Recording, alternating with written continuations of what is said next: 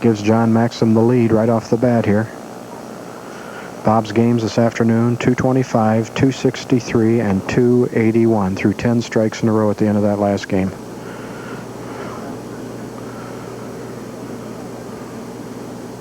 The winner of this match will be a lifetime qualifier in this tournament. Executed very well again, Fred. And he carried the 10-pin. Good recovery there. Actually, the shot in the first frame wasn't all that bad, just a little high. And this house, I saw a lot of 4-9s this weekend here, Carl. Yes. John coming up on alley 12 now.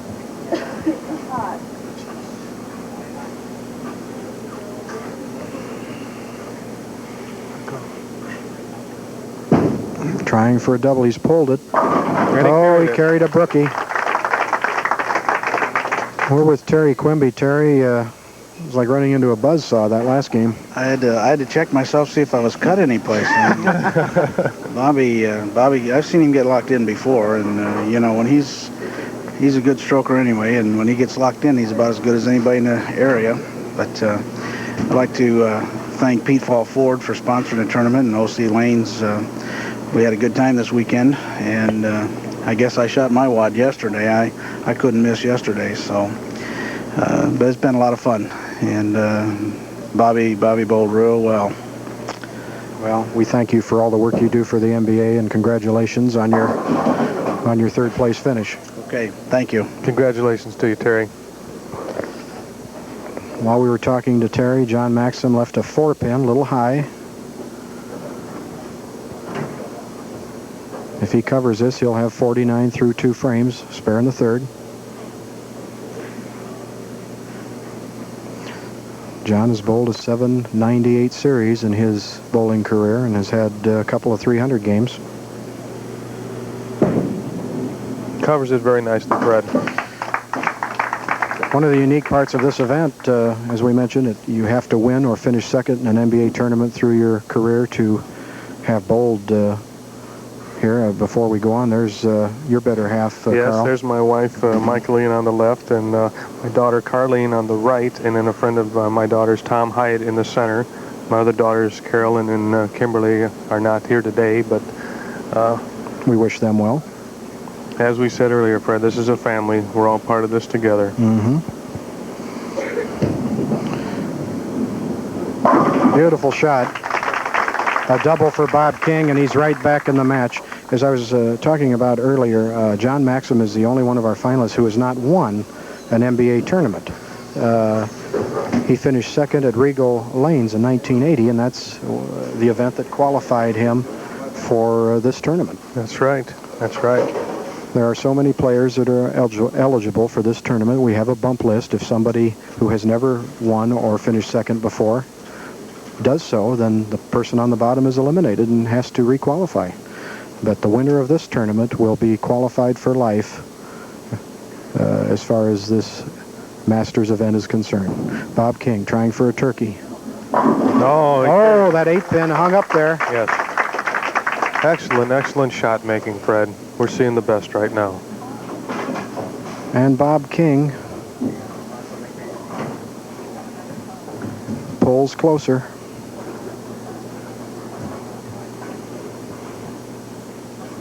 He's within 3 of the lead. John Maxham in the 4th. There's our sponsor, Mark Wiesweaver from Pete Fall Ford. He'll be giving out the hardware and the check following this match. Excellent strike. Beautiful shot Power there. shot. And these guys are getting warmed up. Yes, they are. Of course, Bob King's been warmed up all afternoon, but John Maxham, 3 strikes and 4 frames. Well, in addition, you were just making reference to Mark from Pete Fall Ford. In addition to the sponsoring of this particular Masters tournament, we also owe them a debt of gratitude for giving us the Pete Fall Ford Tips of the Month. That's right. Every month. And it's ironic that this is the Pete Fall Ford tournament, and Bob King, the man that does the Tips of the Month, is out here bowling for the championship. Well, I'll tell you what, he's shown us a few tips this afternoon without having to give one, you know? That's right. John Maxham trying for a double. Left it a little bit wide. Just a hair wide, the 2-4-5, and this is an ugly spare. I hate it to death. There's several ways you can shoot it. And there's several ways you can miss it, Fred. Now, I think John has a tendency to throw real hard at his spares. I think you're going to see him wind one up here. I might be wrong, but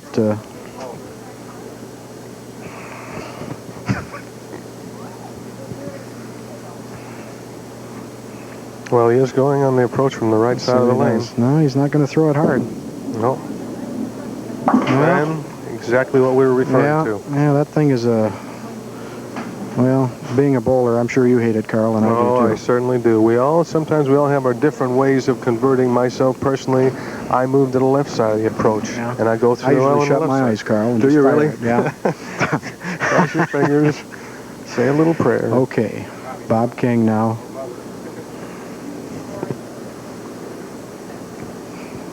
Concentrating on every one of these shots now, vitally important. Now is when you reach down deep. He's working on 3. Has an excellent opportunity to really jump out in front here. He pulled it a little, but it's going to hold. Oh, man, that ball settled back in the pocket for him. And here we go again, a 4-bagger for Bob King. Seems like he just has a trump right there to the right. He's got an excellent line. His line is perfect. It'll be interesting to, in the interview later on. He's a 19-pin leader right now, Carl. Interesting to find out if this is the way he played all the lanes through this house. Mm-hmm.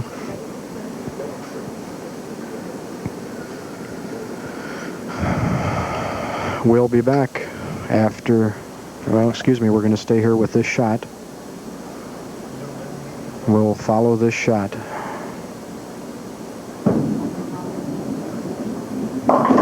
No, he's left a split. 4-7-9. Okay, and on this one, I'm sure also he's going to move to the right-hand side of the approach and cross the lane. That was the same split he left in the first frame on that lane, with the exception he did not have the 7-pin. Now he does have it.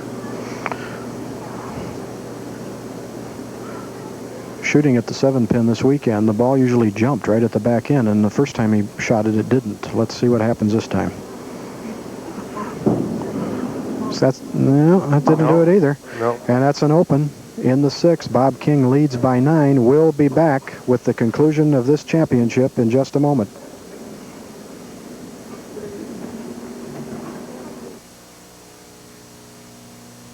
Fast. 4210 Lincoln Way West in South Bend.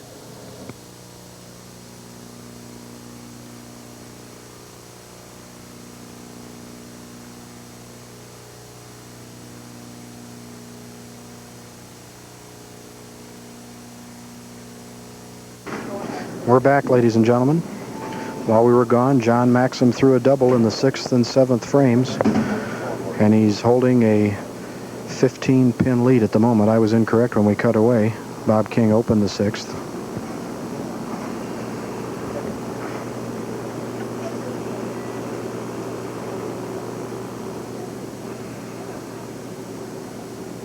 And I'm still wrong. He's ahead by 5 pins. And there he is again on alley 12. That ball just sets up so nice for him on that lane. I think I need a calculator, Carl. I can't seem to get the score. There's the scoreboard, as you see.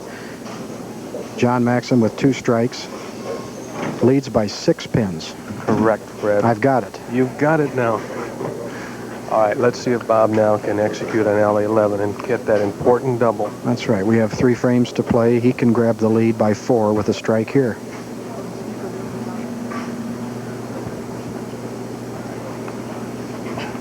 You can feel the tension in this place. Well, you could cut it with a knife, Yeah, Fred. you can feel it.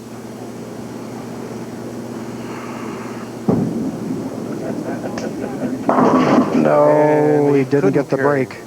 That time the ball didn't set back for him in the 4-pin stands. Nope, that ball just finishes a little bit harder there on alley 11 than it does on alley 12 for him.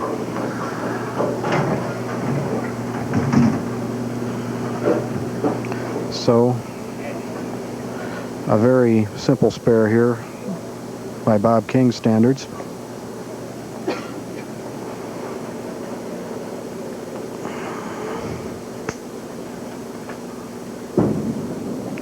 Well done. Now here's John Maxham's big opportunity to really take the lead in this match. He leads by 6. 8th frame. I noticed that he has a support brace on his right elbow there, probably caused by as hard as he throws the ball, as much as he turns it, he probably feels a lot of pressure in the elbow. I don't know. Especially after bowling the number of games we bowled this weekend. That is high. By golly, that ball set back nice. too, Carl. Just like Bob King's on alley 12. That particular line, the ball sets up very nicely.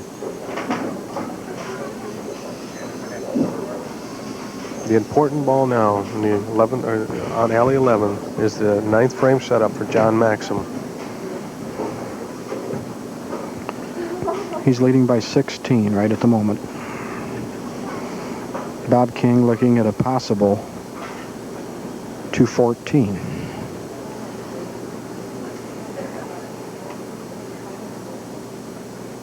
My golly, I'm wrong again. 224. That's right. That's right.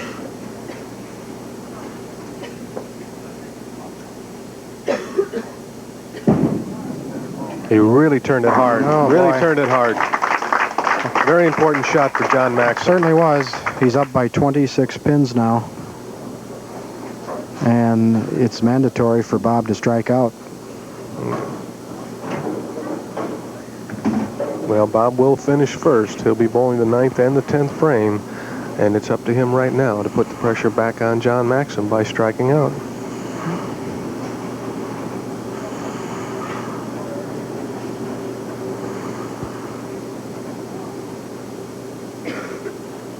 Must strike for Bob King if he has any hopes of winning this championship. And it's going to set up again, Fred. Oh, No. my. And the 4-pin. That's 2 4s in a row, and Plus a 4-9, plus a 4-7-9. So Yeah. that 4-pin stood up for him 4 times in this game. unless something very strange happens, John Maxham is going to win his first MBA championship. And what a way to do it, huh, Fred? Gets the opportunity because Well, of our Masters format, and I'll tell you, going into this match, I really didn't give him much of a chance the way Bob was bowling, but it just shows you what kind of bowler John Maxham is. yes, he's really Bob come King sparing in the 9th, possible 213. I do have that right. 213 is a through. possibility. Yes, you do, Fred. I knew I forgot my calculator, gosh darn it. I think we were concentrating more on the execution of the bowlers Well, I think instead of the scorekeeping itself. 10th frame, you look at Bob, you can almost see the disappointment on his face at this point.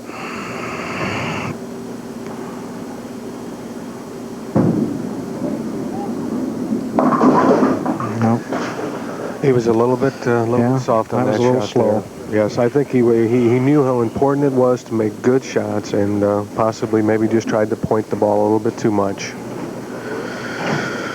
Well, Gosh, what can you say, Fred? My goodness. I he know bowled Bob so pretty well, and I know he's disappointed, but what an afternoon he's had. He started in the 5th position and worked his way all the way up to the championship game and is just going to fall a little bit short.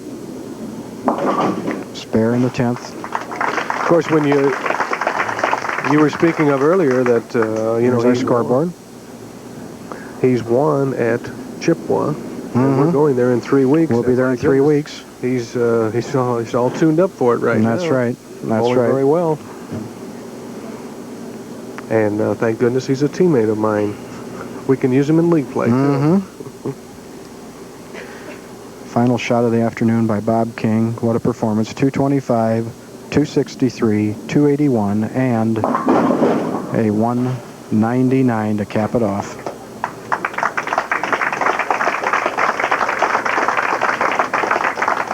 There's our crowd, Carl. We had a real nice crowd here this afternoon for this championship. I noticed when Bob came off the lane there, he just kind of gave a wave to the audience, and he appreciates the audience and their support that they've given him. He's a true gentleman, good bowler, just a fine individual all around. Okay, let's look at our champ now. Oh, my. Carried By gosh, you got a strike and a 7-10 split. That's on one right. ball, Fred. 7-10, and then he split them apart in the strike, and John Maxham now can shoot quite a game himself here with an open. If he can strike out, he'll have 250. Mm-hmm. Well, John's a real excellent bowler and been competitive in this area for years himself, and he knows how to get the strikes with a ball like that. Wow.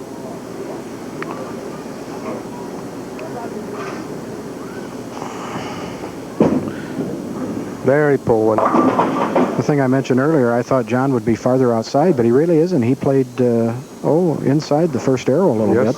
Yes, he did. Well, he can convert this spare and finish with a 238. 238. So, Fred, I'll tell you, we certainly have had some scores today in the finals. Well, it's been something I really didn't expect. I didn't think we'd have this type of scoring.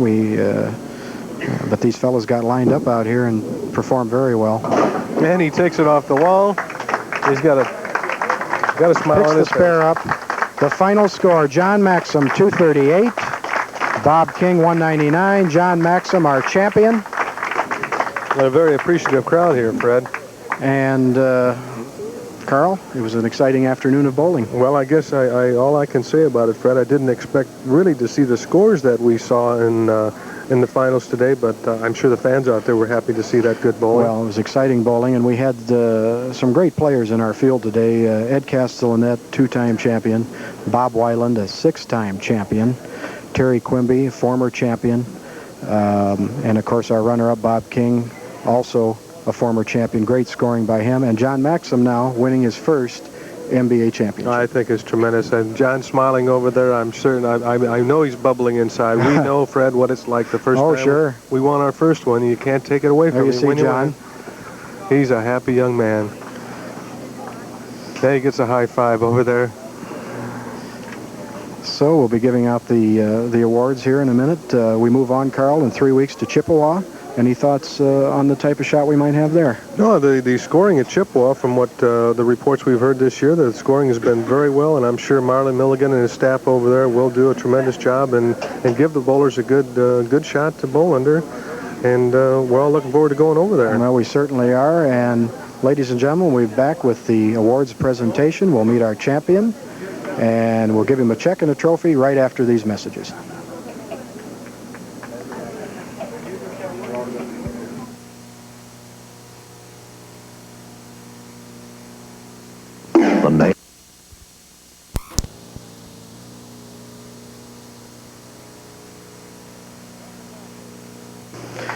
Welcome back, ladies and gentlemen, to O.C. Lanes here in Osceola. This was our Pete Fall Ford Masters event, and I have Bob King with me. Bob, runner-up finish. I know you're a little disappointed, but what an afternoon you had. Well, thanks a lot, Fred. It was very good. I felt very good the whole time. Thumb hole got a little bit, or my thumb shrank a little bit the last game, and I started tugging the ball a little bit, and that was the one that cost me a couple hits there. And John bowled real well, and I expected him to, so he deserved to win. Well, 769 series for 3 games, by far the best bowling in the tournament by anybody, and second's better than third. I guess that's the way to look at it. It sure is, Fred. I'm very thankful to have what I have, and I'm happy to be here. Well, congratulations, and we'll see you at Chippewa, where you've done well before. Okay, thank you, Fred. All righty. Now we have Mark Weisweaver from Pete Fall Ford. Mark, great tournament again, and we certainly appreciate you sponsoring it for the second straight year. Well, we're really happy to be here. This being our second year, we're looking forward to coming back next year. It's just unfortunate we couldn't have 2 winners today with the way Bob shot and, of course, with John. But the way it is, I guess we just have to give one check to John Maxham for being the winner. That's right.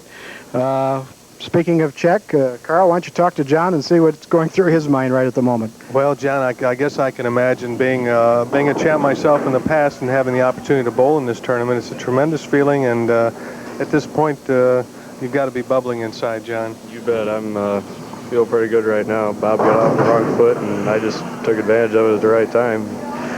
It's a great day.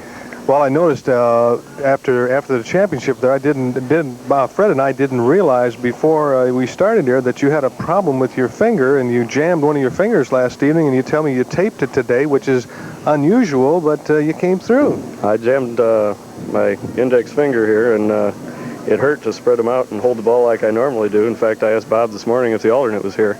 And I found by taping the two together, it didn't hurt as much. I had to concentrate a little harder to stay under the ball, but it worked. Well, that's the important thing, as long as it works, John. And you just bowled tremendous today. You come through like a real true champ, and I'm real happy for you. Thank you, Carl. Well, now for the best part of this, John. Mark, why don't you present John with his check and beautiful trophy. John, on behalf of Pete Fall Ford, I'd like to present you with this first place check and a beautiful trophy there. Thank you. Congratulations. Thank you. Great tournament. Thank you.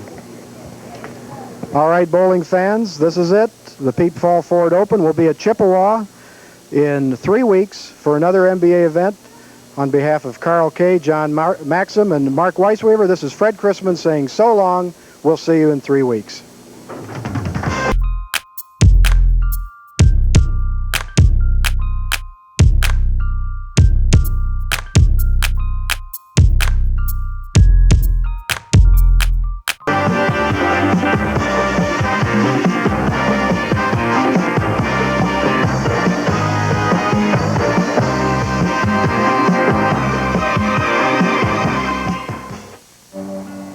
Most of us don't think